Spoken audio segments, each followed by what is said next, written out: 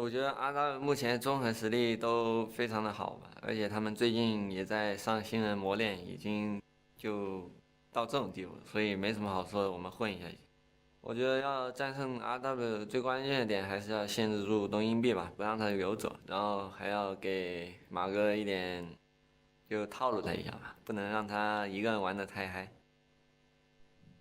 Some confident words from Flandre as he makes his way back. Those are not confident words. Those were candid words. He knows that the decision-making matches are those matches versus WE and TOP. He's like, you know what? Rogue Warriors are a really good team. If you guys beat FPX as well, I'm happy. Yeah, exactly. Just keep it even between the two. But I love how even he said, we need to limit Doinby so he doesn't Andes on Akali. Solo killing our mid laner and roaming across the map. Okay, well, let's gank SMLZ then. Great, we did it. Still lost bottom tier 1 turret. Still lost top tier 1 turret. They identified the problems and weaknesses that were present in the strategy, but then still were unable to overcome the hurdle that is Rogue Warriors. Look, I understand not banning Akali in game 1. That's reasonable. You haven't seen proof that he actually plays it, so you let him get that game 1, but game 2, you take it away. Absolutely. Because Akali is way too busted. So that was the 4th concurrent game that we've seen a solo kill in the mid lane just from an Akali player. And in the LPL so far, no one has been able to come up with a good matchup. And I suspect that there probably aren't many good matchups here. Yeah.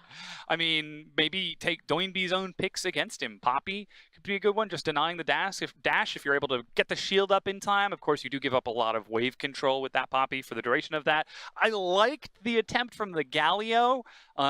The Shield of Durand is so good, able to put up the AoE, absorb the damage as Akali dashes in. You just taunt her, getting the passive magic shield throughout the course of the laning phase. But you just got to do the math. She can one-shot you once she's got that gunblade, no matter who you are. It's such a tough matchup. And to be fair, Akali only has a now 50% win rate after that game. But the way that Akali didn't win her games was actually when it came to the teamfight phases. And you're talking about going into the back line against lots of crowd control and stuff like that. She doesn't have the easiest way to actually get out of fights in those scenarios. So if you do drag it out to the super late game, if you do make it about the 5v5, then yes, you can beat Akali, but in laning phase, she's proving to be absolutely dominant. That's exactly what we talked about getting into this matchup. If Snake want to stand a chance with their composition, they need to play towards the late game, play towards those teamfight strengths, play towards light on a hypercarry, which all of that is true for game 1. They had him on a hypercarry. They had a team fighting composition. They had a scaling gangplank in the top lane, but they couldn't make it through the laning phase without losing all 3 outer turrets. Snake did not take a single turret in that game 1. Not one turret. Yeah, and here's the problem about the LPL and why I feel like Snake actually feels like they don't belong. Because LPL, the strength of the teams, is very much decided on your early skirmishing power. Why is Invictus Gaming the #1 team in the LPL? Because they're the best at 15 minutes. You can't opt out of the 15 minutes if you're in the LPL. There is no option for that to happen. And that's why Snake has been on a downward trajectory. If you look at their past 6 series, they've actually went on a 5-set losing streak and only picking up their win against OMG, which I have to say really aren't the toughest of opponents. Now they're going up against Rogue Warriors. They're finding themselves in the same hole. Yeah, so we do have a quick graphic that we can bring up for you right now that just shows some of the strengths of the powerful players of Week 9. And hopefully we'll get a chance to see, because Rogue Warriors, they're not on the week this time. We've got the Shy in the top lane, Clearlove in the jungle, Rookie in the mid lane. You were talking about that IG strength with JD and Sunic rounding out the bottom with Loken and Yoon.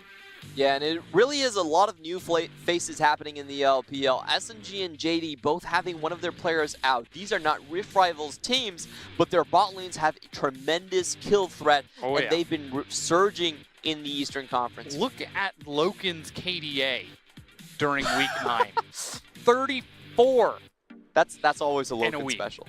Yeah, the Loken special. So the way Loken plays is that he's actually a very safe player, and he allows his front line to create space for him. So in Spring Split, he was also the KDA king, sitting around close to 17. I believe it was 16.8, looking to continue that trend in summer as well. I also love how the engages in the jungle and top lane, like engages for team fights for Clearlove and the Shy, 1 engage first place.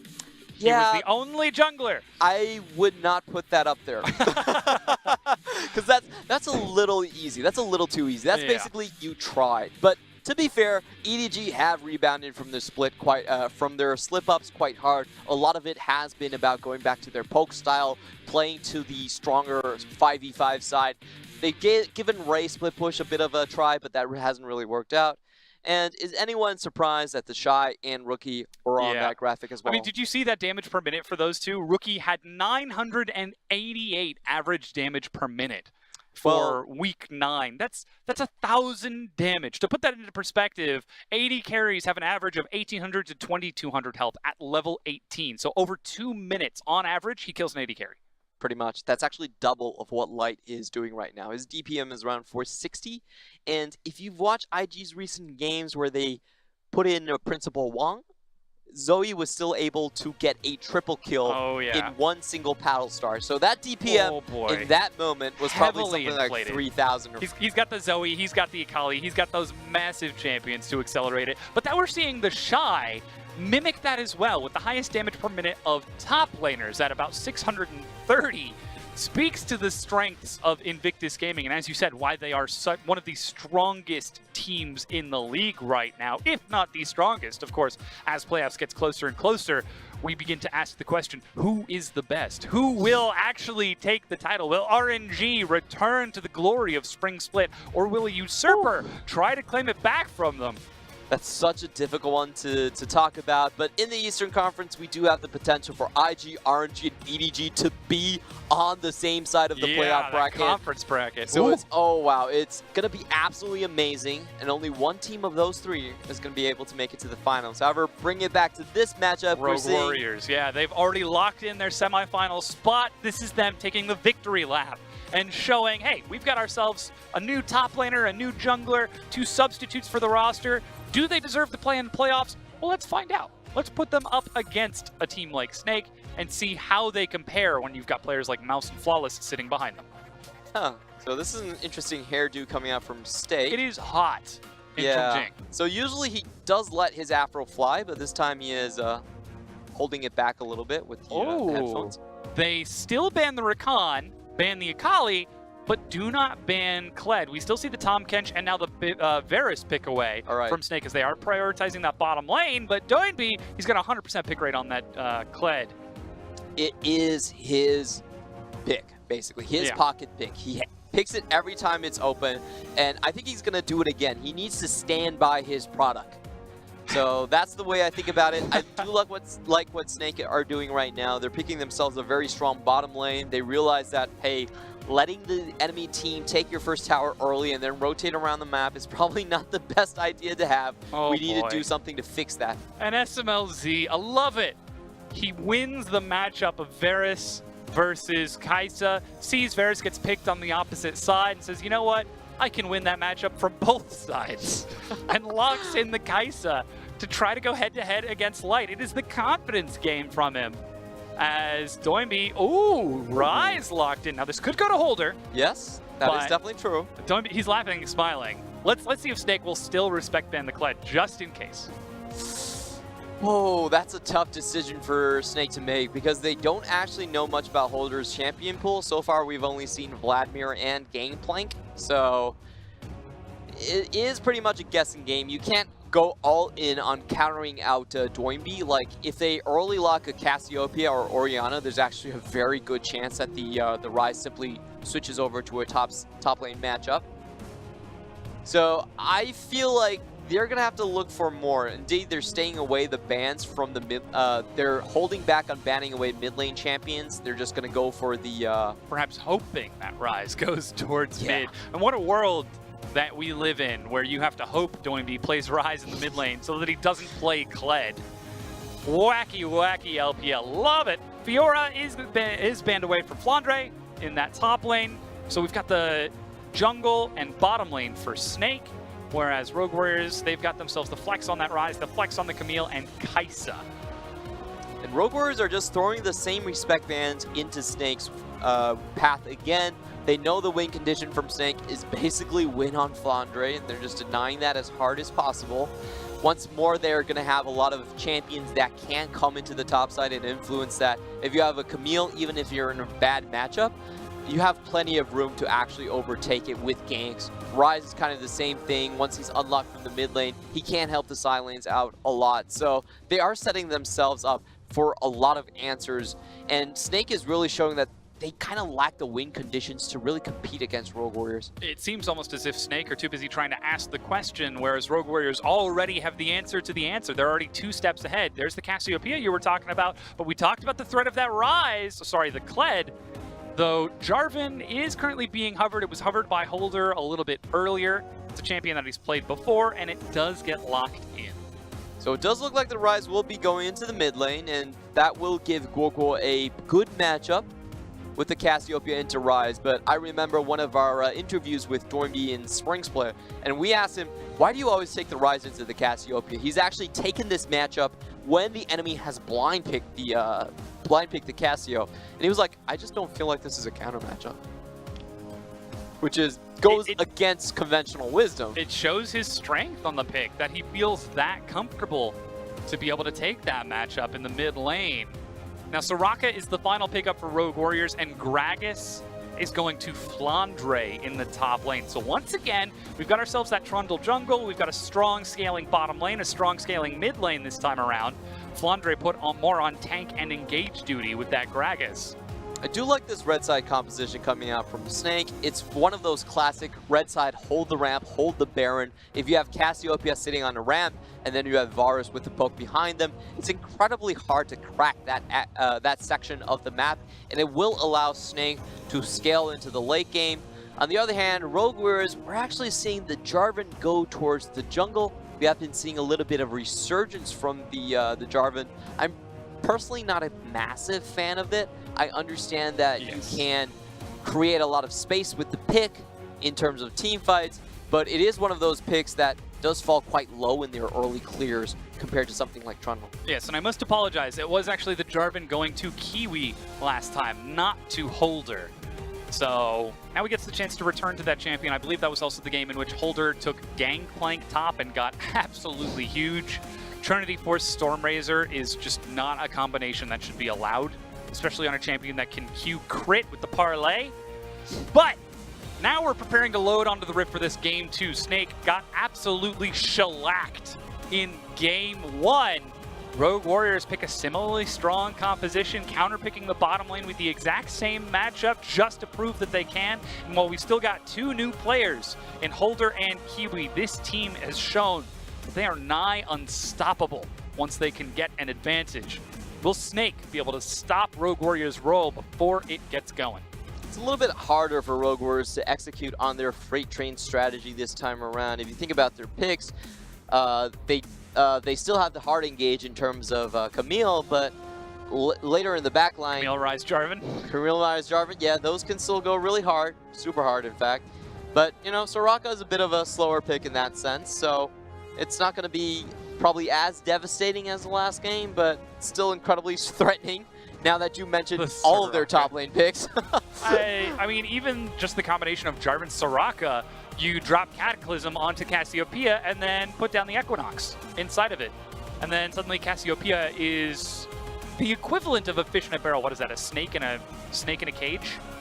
Snake in a bowl? I would say snake in a library. There's a snake in my boot.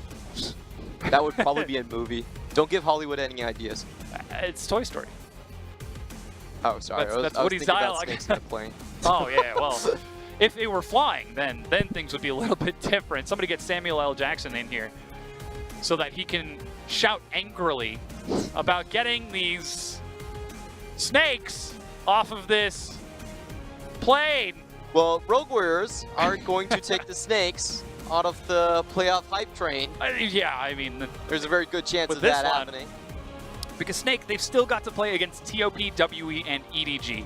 They're expected to take the win against WE. That is their best chance to look for the final win, but they need to collect and maintain their mental presence for TOP, because there is still a chance that they can upset against TOP Sports. Did you not hear what Flandre said? He said that, 不用说了，这场混就好, which means in Chinese, I didn't read the English translation, but it means I can just lie down I understand what's going to happen. I've accepted my fate. That's not what the English translation said at all. What did it say in English? It was roughly, we expect this to be like a difficult matchup. Yeah. And we know how it should go, which we've already seen in game 1. It definitely was a very difficult matchup. If I'm Flandre, I'm still proud of the ban picks. I say, Sure. hey, they have to take away my Fiora. They have to take away my Jax. Yeah, you get the double ban and even the Gnar in the first phase, so triple top lane ban taken away from Flandre. Big respect to the carry of Snake in the top lane. Seems like we are running into some technical delays to get into this matchup. We'll update you as to what those are as soon as we figure it out ourselves. And hopefully, we can get this game underway. I really want to see the Holder versus Flandre in the top lane matchup, because Holder has been an absolute beast in his previous set. His gameplay and his Vladimir.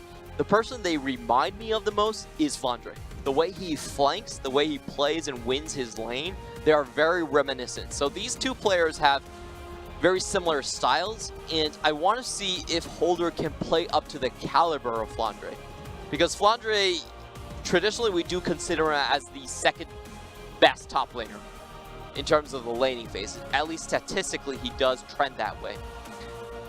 Already, Holder, if you go to lpl.qq.com right now, he's one of the top 10 players in strength on their website. I believe he's at number 9. Well, he's only played 2 games, which so is if you have quite good impressive. games, Yeah, 2 very good games. And now you add the Camille into that, in which he didn't die, and a game 4 with another Camille. Might be looking to go up even more, as that Photoshop picture of SMLZ gets me every time. The 2 cats are the metaphor between the relationship of Doinb and SMLZ. The white cat on the right, who never smiles and looks like he's dead inside, is the SMLZ cat. So again, to update you folks at home, we did have a disconnect bug with one of the players to load into the game. That's pretty important to make sure all the players are actually in Yeah, the we don't want a matchup to play 5v4. it. Yeah. So we're going to look into that and hopefully get that game started as quick as possible. That might require another champion select to get everyone in, remake the lobby, that sort of thing. But to get back to this matchup, Snake, they are chasing their playoff spot. If they don't make playoffs, is this an upset for the team considering their early split performance? You have to say it would be a massive upset for TOP, because they are the real winners. Snake was a playoff contender in Spring Split as well, and the only big difference is that TOP is now one of the strongest teams in the Western Conference, and they've taken over Snake's spot. Yeah, this is the team previously known as Dan Gaming that had the longest loss streak in LPL history. It was very long. But they were able to pull up out of it. They experimented with different rosters. They experimented with different players and combinations. And now they've got Korn. They're starting to find success. They're starting to actually grow and take wins through mechanical outplays. If Snake have to compete with a team like that, then perhaps Snake might have fallen a bit themselves. Yeah, Snake they definitely haven't improved as much as we hoped they would. If you look at the LPL overall, most of the teams have had sizable improvements.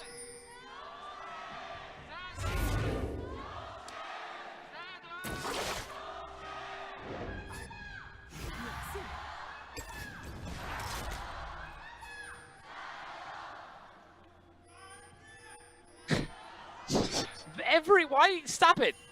No more RNG chants when they're not playing. They're not here. Still, though, the fans very passionate. Glad to hear that they're still supporting this team, as Snake was the first team to have their own stadium outside of Shanghai amongst the franchised teams. And that stadium has absolutely found a home in Chongqing. I think a reason why they might not be doing as well in summer is that other teams are now getting familiar with their stadium. Previously, they would forget to bring coats. Snake pick, yeah, in the winter.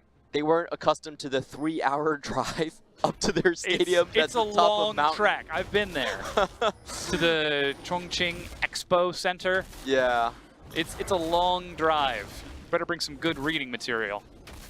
Just taking a look at the keystones here, the only thing to note is Light is going to go for the on-hit build like he usually does. That one hurt. Holder hitting some good damage onto Flandre as he steps into lane.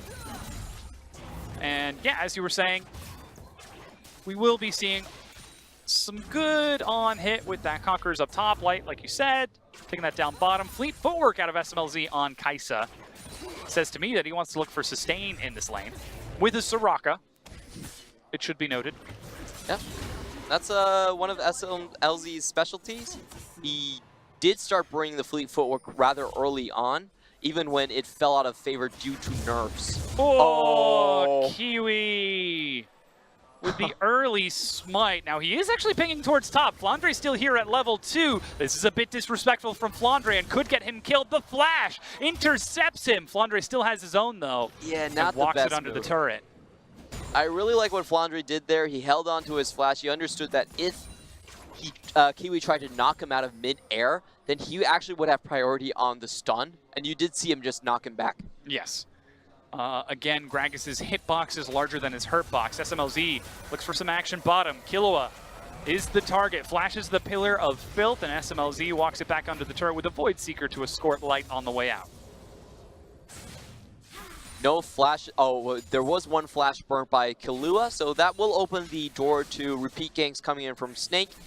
But for Rogue Warriors, I feel like they're actually pretty happy just staying underneath their tower and picking up any CS they can. They're going for a very sustain-heavy build, like we were just talking about. This is something that SMLZ really did start to bring back into the meta when everyone was taking Press the Attack or taking Lethal Temple. He was the first one on the Kai'Sa after the Fleet Footwork nerf to bring it back. Look at this. Holder is looking for Guoguo. Flash Rune Prison. Guoguo with the cleanse. He gets slowed down and dies. First blood to Rogue Warriors. They collapse from 3 directions. And you probably did anticipate Kiwi, but you forgot about Holder. And that's just the Korean synergy coming back in. Now, just to give everyone a brief introduction, Holder previously did play on ES Sharks back in Korea in their Challenger Series, known as KC. And now he's joined the team for quite a while. He's been on the roster starting, I believe, 2 months ago already. Yes, as substitute behind Mouse, but only getting to make his debut about a week ago in Rogue Warriors' previous match. I believe it was last Wednesday that we saw him. And from what we know, he definitely is a very heavy carry type of player. There's nothing much that Guoguo could have done there. Actually holds on to his flash once he sees the Camille coming in. The real tragedy is that he decided to go Dark Seal Fairy Charm. Doesn't even have enough for a tier on the way back into lane, because I'm sure that's what he's feeling quite literally in that matchup against Doinby on the Rise. He does have tears on his face. Yes. Tragically, that's not going to do too much for him as SMLZ walks right on up to Light. SOFM walks down. Killua is again the target. That's the pillar, but this time there's no escape for Killua. SMLZ about to be devoured by Maestro, but Doinby teleports in to collapse. He heals himself up quite a bit, and Doinby will be kind enough to take that kill. I really like what Snake did right there. They basically called a teleport bait, knowing that Rogue Warriors would try to step up and punish it. And that's why they got the kill off of Killua. Unfortunately for them, Doinby was already on the prowl. You can see how he's so unafraid of the Cassiopeia matchup. Lost no CS early on. It was able to influence other lanes earlier as well. Oh no. And this is just a camp in the mid lane. Guoguo, the moment he walks up for that cannon, not even till then. Doinby lands the spell flux. There's no cleanse, Rune Prison. But Kiwi's not able to get enough, and Guoguo walks back under the turret without flashing, escaping this time. Really calm execution coming in from Guoguo, but question is, how many more times can he actually evade that? You can see Rogue Warrior's strategy is very much about shutting down Guoguo. They can bring Camille to the mid lane anytime they want, and they can bring Kiwi as well. So without the cleanse, he's actually just a sitting duck there. There's still so much opportunity to gank that lane for Kiwi. Holder still has the teleport. Now he's level 6 with Hextech Ultimatum if he decides to roam again. This is a big wave though. Flandre with the body slam brings Holder low. Yeah, really good trading coming out from Flandre. You can see that he's in that matchup, the Camille can't really use the tactical sweep earlier on, or it will just be blocked out by Flandre's E. So Holder's having to walk up to Flandre to really trade with him. It's probably going to have to go with the Q trade. And in fact, we do see the E max coming in from Camille. But look at this. Kiwi and the rest of Rogue Warriors are tracking the vision on SOFM so effectively that they're able to allow this. Now, they will collapse onto Kiwi. as he goes way too far All right, for the Scuttle Crab and dies. There's no reason why Kiwi should have used his EQ, abilities yeah. on the Scuttle Crab. I know you wanted the armor reduction, but in Smite is front true of damage. Snake, that was disrespectful. That was real disrespectful. SOFM was level 5 to level 4, and they do now have vision on the bottom side, but SOFM has red buff. And on this Trundle, he does have that Tiamat. Might not be the tank Trundle that we've seen so many times from Snake. Might be the carry. I think against this matchup, he can afford to do that. Like, he's not that far behind. And this is one of those matchups where your clear speed is much better than the Jarvan. If you go with the Tiamat, of course. Yeah, it's absolutely paying off, because So- SOFM is all over the map right now. Yeah, the main decision you have to make is, do you need survivability now? If you do need it, then a lot of times Cinderhawk is actually just better. If you're a Trundle with Tiamat running at people, you really don't have that much HP. You're actually incredibly easy to kill. So in game 1, where he was going up against the Fed Akali, he did go for the Cinderhawk. But in game 2, I feel like clear speed's more important. You don't have someone that's going to instantly burst you down. So going for the Tiamat makes a lot of sense. Doesn't have to worry quite so much about somebody finding him and assassinating him, though there is still a little bit of threat. SMLZ only double longsword, along with a Doran's ring start for mana sustain. It's a bit interesting for that Kaisa build. I'm curious to see if he decides to go towards AP after the Stormrazor Gwinsus, or if he sticks to full crit, as there is a bit of choice in those Kaisa builds in the top lane. Still no recall from Holder. He's finally making his way back out of base. Let's see if Flandre lets him. Oh, the cask as she was spinning up into the air. Holder gets denied. He's got teleport though, so we shouldn't miss too many minions. Yeah, just trying to maximize the value on his ultimate and try to deny minions.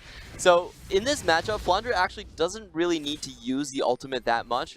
People say you could use the ultimate to try to knock the Camille out of the Hextech ultimatum. Whoa! Flash engage. Killua forced to use that Wish wish onto himself. SMLZ. He's still stepping up though. Has got the killer instinct. Plasma landed on both. Looking for the hit. Goes all in on the 2. Forces Flash back from Light. SOFM is racing down along with Kiwi. Maestro steps up.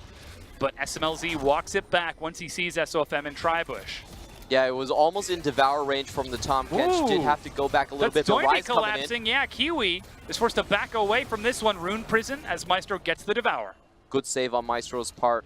The Rogue Warriors actually expend quite a lot in that fight. They take the ultimate, and both Summers use on Killua as well. We could see that Snake probably just started a very simple ultimate, exactly like I predicted. Straight into the follow-up of Maestro. Gets Devour down once he's out of the Equinox. And really no chance for the Soraka to survive that combination. And that's just not respecting the level 6 rush out of Light and Maestro. The level 6 tick immediate Chains of Corruption. Flames of Corruption would be cool. Oh man. That's something you probably put in a chat. Flames of Corruption. Or that would be like a very edgy tagline. Like, my name is XXDom42XX. The Flames of Corruption. You're taking me back to my teenage years. Yeah, I know. Exclamation mark 1-1.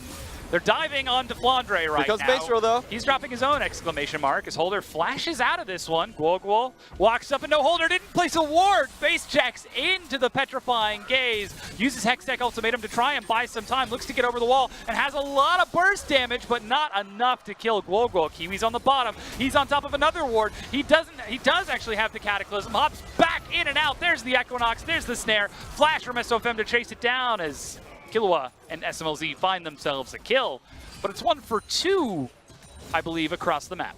So the bot lane trade was massively in favor of Rogue Warriors. They now can deny minions and just hit on the tower. But in terms of the top lane trade, it played out a little bit weird. I felt like Camille could have gone over the wall into Baron Pit rather than stay and try to stun Guo. So the interactions there, I feel like there was probably a little bit of mechanical mistakes happening in the top lane. But it was a very good save on Maestro. Maestro really helping both sides of the map to snowball their lead. And that should enable quite a bit for Snake if they decide to continue to play towards that top side. Knowing that the ultimatum is down, there is no flash, there is no teleport. Plus, we're seeing Maestro and Light constantly pushing in. against SMLZ and Killua. Now, off of this recall, SMLZ finished the Storm Razors and picked up the pickaxe. Even going so far as to sell the Doran's ring to complete this item stage, which should get him Acathian Rain once he ticks over to level 9. I believe that's the 80 threshold to get the 12 missiles instead of the 6. Yeah, I just forgot about how much damage. Oh, the Cull actually provides does. 80 as well. So with the Cull, he's actually got enough. Okay. Not a big Kaisa player myself, but I will trust in your expertise, Dom. Yeah, it does look like it. Definitely does look like 12 shots. That's the trade damage. Landing the Storm Razor's auto, and then following up with another Acathian Rain. Even the Killer Instinct, as SMLZ just walks in, forces stopwatch out of Maestro. He's got no flash, he's got no chance. Doinby finds the kill, while Light walks it out under the turret. Meanwhile, Snake, they're trying to trade in the mid lane. They've pushed up to try and race this down, but it's 4 members against 2. And Holder, he's thinking about defending mid. It's getting down to the last second, but Rogue Warriors get that first brick before Snake. Yeah, it did look like they had the advantage with the extra minion wave and Holder potentially being able to defend as well. Snake are now turning towards the Rift Herald to take an additional prize to that mid-tier 1. As Doinby has set up a trap to try and bait Light forwards. The remaining members of Rogue Warriors finish off the Ocean Dragon. Next one will be a second Ocean. So this is a pretty interesting trade for Rogue Warriors because typically we do value the mid lane tower a bit heavily. What Rogue Warriors are doing is that they accelerated their gold gain, but they did give up on potential map control. Now, the way they can actually fold this back into their favor is if SMLZ can use the Killer Instinct and get good roams off. And I believe that's what they're going to be trying to do. They're going to try to fold the bot lane into the solo lanes. And both of these solo lanes have tremendous CC. It's very easy to have a Rune Prison lockdown or have a stun coming in from Camille and then just have SMLZ fly in. So they're happy for squeezing the map a little bit, giving up a little bit of map control if they can center their play around 2 lanes. Plus, if you compare who they unlock, SMLZ versus Guoguo on a Cassiopeia with no boots, one of those is a lot scarier than the other, as we can clearly see SMLZ pushing Flandre back. Now, Snake are going to try to capitalize on this by collapsing onto Holder. He's backed up so far away from that turret. I'm not sure if he was able to see that play coming with a ward in the jungle that might have just expired. As now with the cask on the minion wave, Flandre is able to deny this push from Rogue Warriors in the top lane. Bottom tier 1's already gone down, and SOFM still sitting on that Herald. He's going to use it. Yeah, it's going to be a 1-for-2 trade. Great play by Flandre into the top lane, instantly clears out the wave, and you can see Rogue Warriors are forced to commit 3 people to the top lane in a losing trade. Still, Herald might even be able to get a charge onto the bottom inhibitor turret. Doinby has to recall and race down and defend, as finally the top tier 1 goes down, but that's already 2 for 1, and the second charge goes off for big damage onto the inhib turret.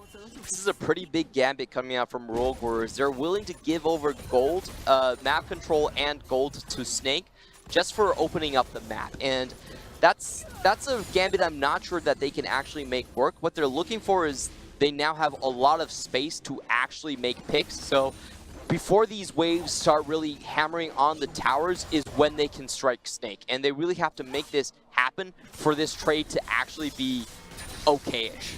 They've got themselves teleport ready for Holder. Killua has got plenty of wards. Taking a look at the gold, it's still a 300 gold lead for SMLZ. In the mid lane, 500 for Doinby. In the top lane, 200 gold advantage actually for Flandre. But in the jungle, SOFM is 1,500 gold ahead of Kiwi by picking up those kills.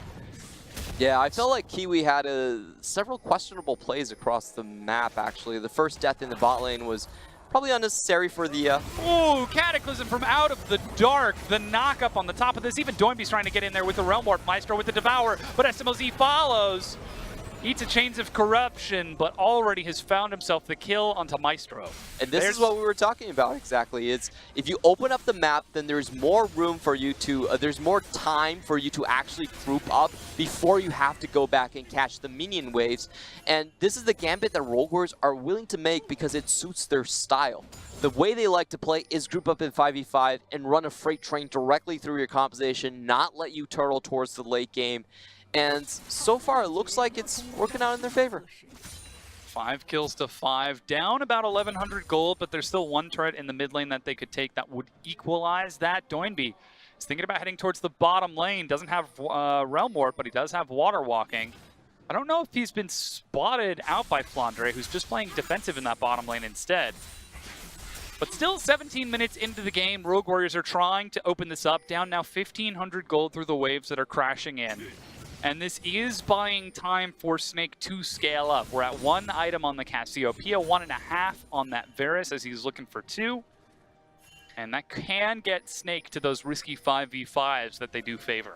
And the question for Snake right now is, what do they actually do with the map open? Do they really want to set up for the sieges? Because I feel like that's actually a very dangerous proposition for them as well. Rogue Warriors team composition, they can come in from a lot of angles. They're not really afraid of fighting you head on.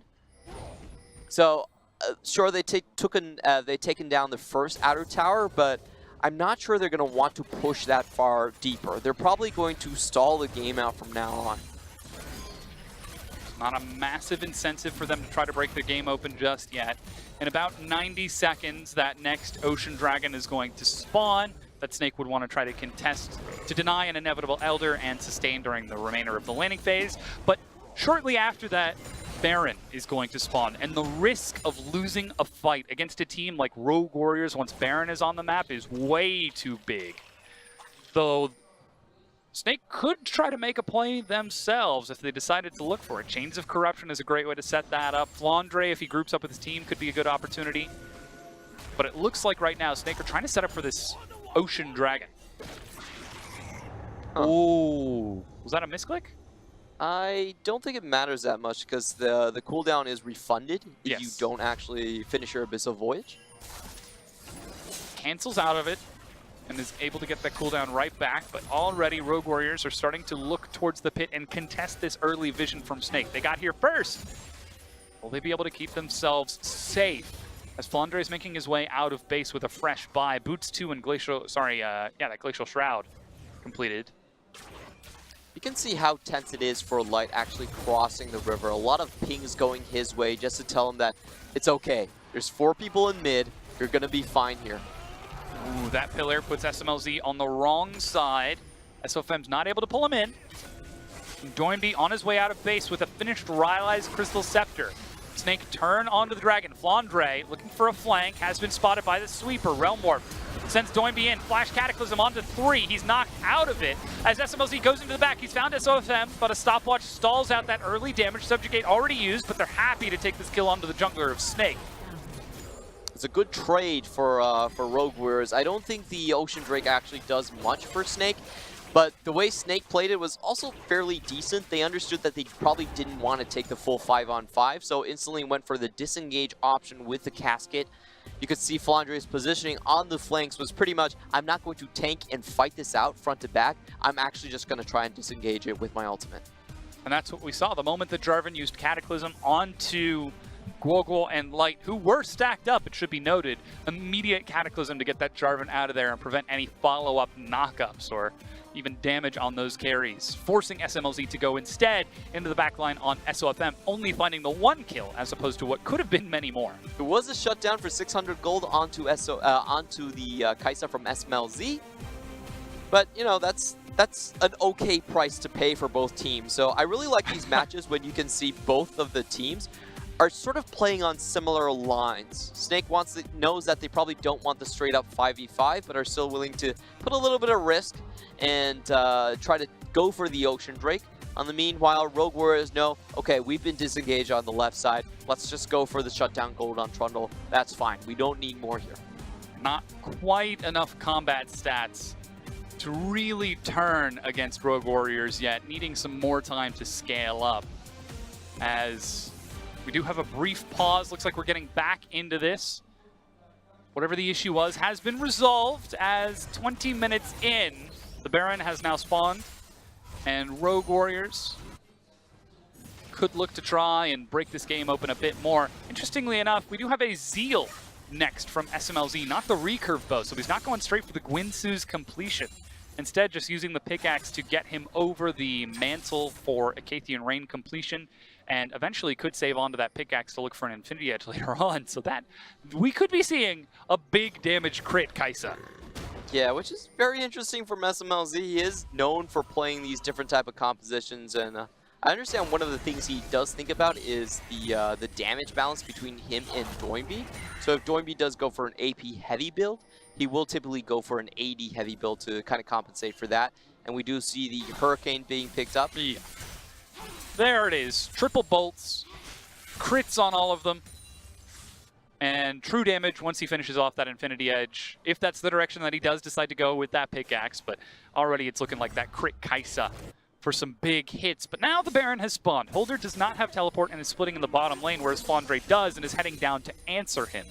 Snake are using the early turret advantage to step forward and try to compete for vision. But Rogue Warriors are just playing the minion waves and forcing Snake to pull back. I really like the Hurricane build when you're going up against triple frontline from Snake. Flandre, SOFM, and Maestro will mostly be playing in range of the Kai'Sa. Do think it's a decent idea to get maximum plasma stacks as There's well. the Equinox. Light is stepping up real aggressive as SMLZ is able to bait out the ultimate and then even sidestep out of it with the adrenaline rush. I'm not sure what the thought process there was, but it would have been pretty safe for SMLZ anyway. He does still have Quicksilver Sash. So even if the ultimate landed, I think he could have gotten out of it fairly easy. And look at that. They keep on stepping up to try and bait SMLZ, but he stands his ground. He's the kind of guy who does not back down. When you walk up to threaten an ability, he says, use it. I'll dodge it. And even if I don't, I've got QSS. He's not afraid of you or the threat that you and your team provide. Holder actually uses the Hextech Ultimatum. Flandre still has the cask. Void Seeker misses. Now, he's still in range. If Holder goes in with a hook shot, then Killer Instinct can be activated, but Holder decides not to risk that body slam burst out of Flandre. And that's one of the advantages about Kai'Sa in a 1-3-1 composition. She has tremendous ability to actually follow up with your side lane fights. That Void Seeker, the proc, it's I believe it's over 3,000 distance. So you can very easily follow from your own red buff all the way into the side lanes. Yeah, it's the current range of whatever your Killer Instinct is for how far the plasma applies. Now, he's actually able to get behind this. SMLZ, that's a flash cleanse. Flandre is so tanky right now. Double armor item.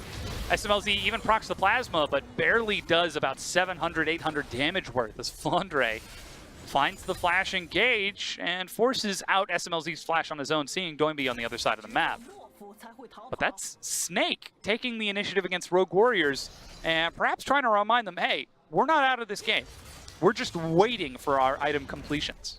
Pretty interesting, but I believe what happened right there was that SMLZ actually wasn't knocked back by the casket, and that's why Snake didn't go all in onto it. They were still sitting on Chains of Corruptions. They were probably waiting for a knockback on SMLZ so they could follow up the CC. But once they saw that the opportunity passed, they weren't going to stick around. So it was a very measured play coming in from both sides. They're not throwing all of their abilities at once. They're kind of waiting for the layering to come out and try to see if they can get the perfect engage scenario. Ooh, Doinby, he's actually teleporting in. Whoa, 1 versus 3, but Holder collapses as well. Maestro is caught out. No ultimatum just yet, as Holder eats himself a snare and Doinby is free-firing. Flandre taking some hits. He's got a lot of armor, but not a lot of magic resist. Doinby forces out the stopwatch. Miasma, he's able to shield and walk it back. Flashes away. Guogo gets the slow. Poison ticket shut down. Doinby is dead. SMLZ with no summoner spells is slowed down so much. Pinned against the wall. He dies as Snake find themselves 2 kills against Rogue Warriors carries. And that was such a great pillar at the end there. Probably will secure Snake their first dragon. It's going to be so hard walking it face forward into this Baron pit. I have to say, Rogue Warriors, they just didn't have the patience to wait it out for a while. They felt like the action was in the lull. They didn't want Snake to continue to scale up and play this kind of Baron defense composition, so they went all in for it. Oh, and Kiwi, he's healed up, but only barely. He's got Flash and Smite, but looks instead for Flandre. That's the guy who's tanky. That's the guy who can soak so much. Baron is finished off. Flandre walks away. Light flashes over the wall and picks himself up a double. As Killua dies, that's a triple SOFM. Dropping the thumbs up to remind Rogue Warriors who's boss. So I don't know who's shot calling on Rogue Warriors right now, but those few plays were very, very questionable at the end here. Now let's take it from the start. Doinby goes in with his ultimate to try and catch out Maestro and Light, but good play by Maestro, is able to disengage, and Cassiopeia comes in at exactly the right time. Of course, he does miss the casket, strangely enough. Didn't look like it missed, but Gorgo was able to finish off, and watch this beautiful pillar coming out from SOFM. It blocks SMLZ, doesn't allow him to pass, but gives him the false hope that he sees a glimmer of sunlight past the wall. It wasn't sunlight, Clement. It was the heavens coming for him. It was. The god of death, PYL himself. Reminds SMLZ what it is to have a sepia-toned screen as the third Ocean Dragon of the game, the second for Snake, now picked up, but they've got Baron for 2 minutes and 20. And they're starting to try and open up this map. 3,300 gold ahead. Flandre's up top with his, without teleport, but ready to push that wave in. So we talked about Snake's composition being more defensive in nature. They defend the red side ramps really well. But after they get the Baron, they're actually a very decent sieging team as well. It's very hard for Rogue Warriors to simply walk up into their composition. And what we're going to have to check on for the next couple of minutes are those flanking positions. Can Camille come in at a good angle? Can Jarvan lock down the backline before coming out again? Those are going to be the big questions to breaking the Snake siege. We've got some big item completions that could affect that as well. Gorgo's finished off his Void Staff. Guardian Angel on light, as y'all can see from that glowing white circle around him. Doinby, he's finished off the Abyssal Mask next. Nice and tanky on that Rise, plus Realm Warp to maneuver him around the map. But SMLZ with his Infinity Edge, he's the primary source of damage against a really tanky Flandre with Gargoyle's Stoneplate. This is Snake actually making it to that mid to late game. 27 minutes in. They've still got the Baron for 70 seconds. Haven't been able to do too much with it. He has 287 armor at this point. He's very big. So he is reading the builds correctly. Then, you know, hey, 80 damage from Kiwi, lots of 80 damage from SMLZ. Even Holder with that Triforce Ravenous Hydra. But here comes the wave, crashing in. Snake, just walk it forwards. Rogue Warriors, they remember what happened last time they fought. And while Rogue Warriors can scale up and fight on their own, that means that currently they can't quite match Snake as they walk up to the inhib turret, riding the minion wave in. Watch Holder's Holder behind them. He's waiting for a good time to actually pop the blasting Chains cone. of Corruption onto Doinby. He soaks the entire duration. Kiwi goes in with the Cataclysm. Holder still looking for an opportunity, but SOFM is zoning him away. Maestro gets caught, slared, and snowed, but still survives. And somehow Snake are allowed to walk away. Yeah, really good zoning coming out from SOFM. His first instinct was to chase Camille out of the battlefield. And for Gorgo as well, with the Miasma, he was able to allow Maestro to basically walk out scot-free as well. Now, Rogue Warriors, they did get a lot of free damage onto the front line, and you could have questioned, hey, maybe Snake could have pushed a little bit further, because they did land the Chains of Corruption onto Rise. They did have the tower down, but they were playing it incredibly safe. They are. They don't want to take any risks to lose this game because, again, this would be an upset if Snake take even a single game win in this series. Rogue Warriors are locked into semifinals, whereas Rogue Warriors are just trying to fight for playoffs.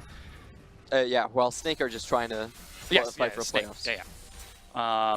And now at the 29-minute mark, it's a 5,000 gold lead. Snake have got a clear highway down that mid lane all the way to the inhibitor if they ever get the chance to walk that far forward.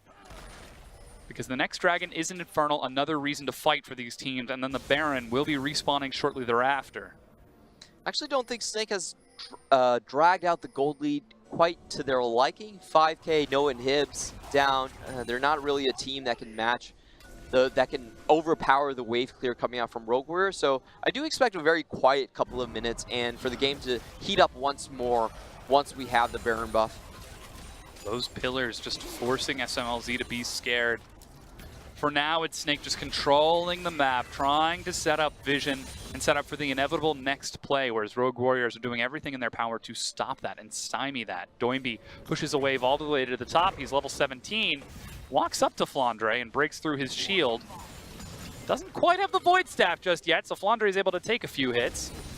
Body slam against the minion. That's the Abyssal Voyage. Realm Warp from Doinby, but no, he gets knocked out of it from the cask. He's going 1 versus 3 right now. Uses the shield. Snare lands onto light, but he dies as he's baited into the one-on-one and pays the ultimate price. And this is the second time that we've seen Doinby pull off a questionable Realm Warp. The first time into the mid lane, he didn't really have information about whether the other team members were. And this time, once more, walking into the Gragas, when the Gragas was already clearly trying to be the aggressor at this point, staying around for a solo duel and just being caught out.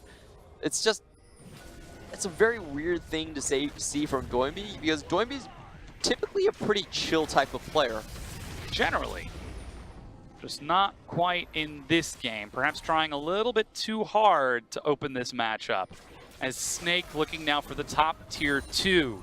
Holder is pushing back against Flandre, who's still soaking pressure in that bottom lane. Doinby's up in 8 seconds, but the top tier 2 is already broken, and Snake back away. They don't overextend or risk it. Holder tries to walk up for some damage onto the turret, but Flandre is so massive up here. All he's been doing is farming and absorbing pressure.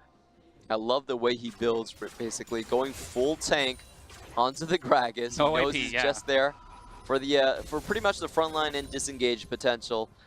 And we have a very interesting scenario coming on. We have the Baron and the Infernal Drake only 1 second apart from each other. So there could be some sneaky plays here. Usually the person that baits the entire team to be on the top side, well, they have their own jungler in the bot side, or a member that can solo the Infernal Drake, does come out ahead of these scenarios.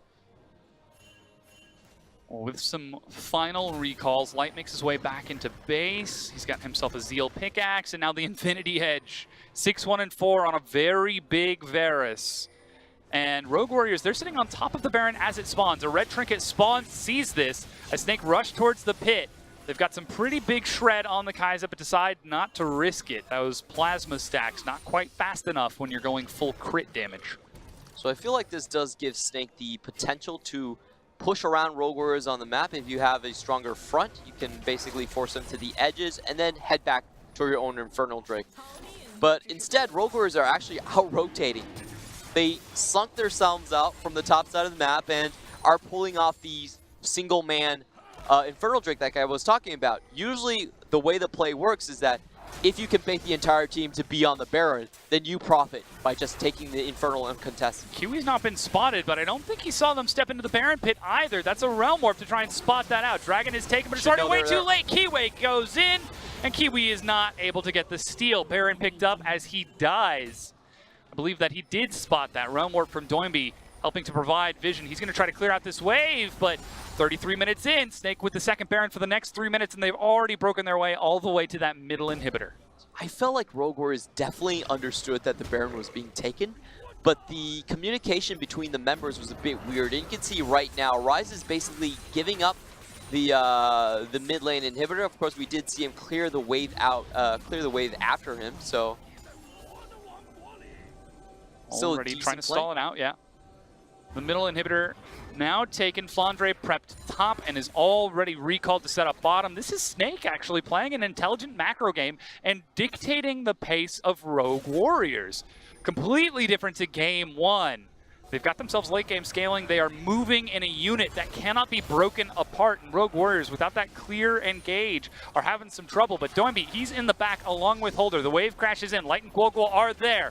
They step up into the minion wave. They've been spotted, but the turret's already broken. That's a teleport. Kiwi goes in. Stopwatch on top of the Equinox. He's got no flash. He's got no chance. He has died already. A cast separates Killua from SMLZ. Killua eats a huge shot and is knocked out of the piercing arrow, but survives. Doinby and Holder and SMLZ, 3 versus 5. Can they break it apart? Doinby tries to outplay this. SMLZ kiting as best he can. Still has flash, but has to walk away from Flandre because he does nothing.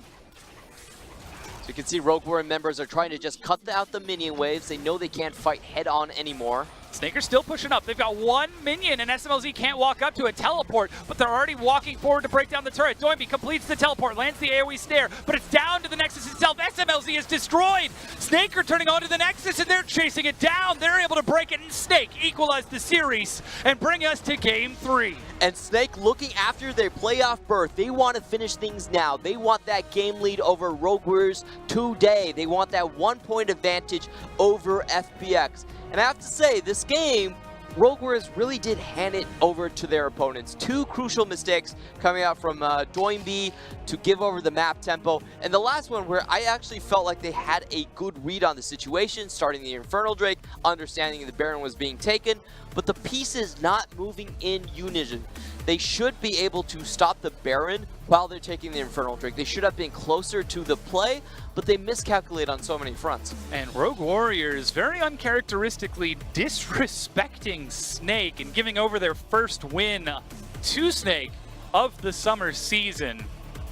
End up paying the price. And take a look at the gold graph for this game, whereas the other one, it was barely a 300-odd gold advantage for Rogue Warriors. Snake were the ones who were able to control the gold advantage for a significant majority of that game. Yeah, the key things here was that I felt like Rogue Warriors did make the correct early gambit to give up some of their map, the map control, and just allow the Kai'Sa to actually roam a little bit. But what happened after that was I don't think they successfully cashed out on it. Basically, their collapses, while they did have the early edge, messy, yeah, they were very messy, and I feel like Maestro would be the MVP for me this game because he saved a lot of those situations where Rogue Warriors was coming in with the superior numbers, but he was able to drag it out until Cassiopeia could come into the fight as well. Well, his own positioning might have been a bit questionable at times. It was, as you said, what saved his carries long enough to allow them to do big damage. Light, of course, absolutely huge damage by the end of that game. We've actually got a replay of that Baron fight in which Snake were able to take the win, and that was just the collapse. It's hard to say that we had a clear team fight in this game. We had maybe one or two in the mid lane, but Rogue Warriors, they just didn't get to play towards their composition because Snake were able to take an advantage and run them around the map with it. Yeah, I wasn't really sure about the Rogue Warriors re-engage right there. I felt like they were going up 2 members down against a full health Baron team, and also the Gragas was already on the top side trying to block everyone in. I would have cut my losses then and just went and taken down the mid inhibitor. Sorry, not mid inhibitor, but mid tower there. I felt like that was the reasonable play, but Rogue Warriors, I felt like they were so rushed in this game compared to game 1. Like, hey, let's go get hot pot. We're in Chongqing. Let's finish this game and hurry up and go home. Well, they played so disrespectfully that they did. It was only right for Snake to have played clean and finish it out, because it did seem as though the Snake players were looking a little bit defeated coming into this matchup. I mean, we heard from Flandre as well. They aren't expecting to win this. This is a really big upskill play from Snake if they're able to take the win.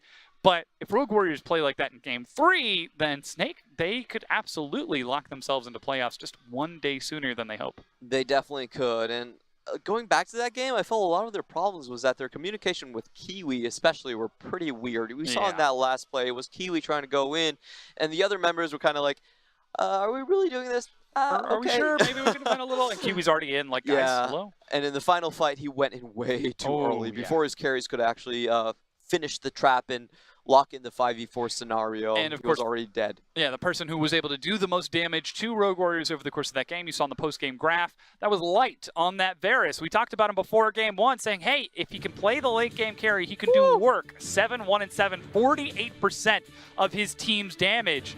This was the condition that they had to play towards, and Rogue Warriors let them. Yeah, just taking the lethal Temple Varus like he always does and going for the super late game. His build is actually pretty unique in that front, that he does bend in more toward the crit at the end. The last 2 items being the IE and the Hurricane build.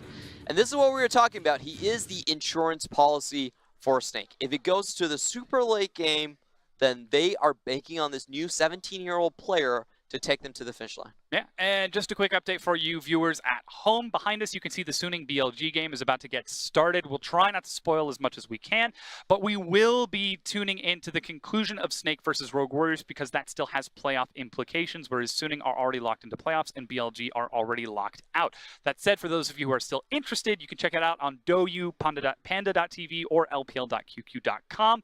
And we will also be starting that series once we finish up with the Snake Rogue Warriors game. Try not to look at the screens. So yeah, try. Well, it's still the countdown. It's still 10 minutes left on the clock, so you don't have to worry too much about getting spoiled. I'll try to block it out for you guys. we can do the rest of the desk like this. There we go. Alrighty, we're gonna go ahead and take a quick break while we get ready for that Game 3 between Snake and Rogue Warriors.